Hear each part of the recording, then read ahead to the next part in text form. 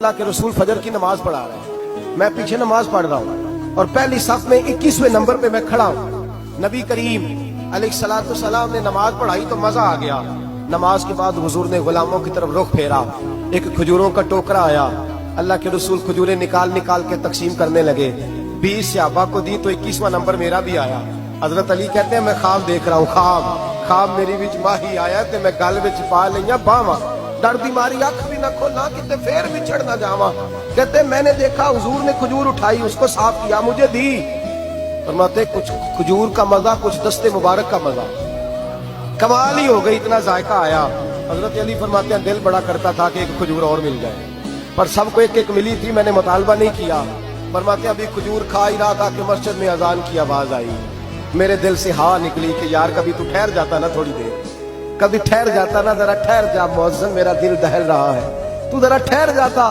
کہتے ہیں اٹھا، وضو کیا، سنت پڑھی، بوجھل قدموں سے مسجد گیا، پہلی صف میں کونے میں بیٹھ گیا۔ مکبر نے اقامت کہی، عمر مصلی پہ کھڑے ہوئے۔ کہتے ہیں میں چونکا اس وقت جب عمر فاروق نے بھی وہی صورتیں شروع کر دی جو رات خواب میں رسول پاک نے پڑھی تھی۔ میں بڑا حیران ہوا، نماز مکمل کر کے عمر بھی اسی طرح دیوار سے ٹیک لگا کے صحابہ کی طرف منہ کر کے بیٹھے جیسے نبی پاک بیٹھے تھے۔ حد ہو گئی کہ کھجوروں کا ٹوکرا بھی آ گیا۔ کہتے ہیں فاروق اعظم بانٹنے بھی لگے، 21واں نمبر میرا بھی لگ گیا۔ عمر نے کھجور دی تو ذائقہ بھی بڑا ہی آیا۔ حضرت علی شیر خدا فرماتے حضور سے تو ادب کی وجہ سے مانگ نہیں سکا تھا، عمر اپنا یار تھا۔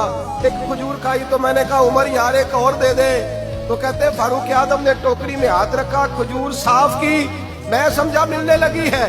عمر نے صاف کر کے اٹھا کے دوسرے صحابی کو دے کے کہنے لگی علی چپ کر یار، اگر رات کو نبی پاک سے دوسری مانگتا تو میں بھی سویرے تجھے دوسری دے دے۔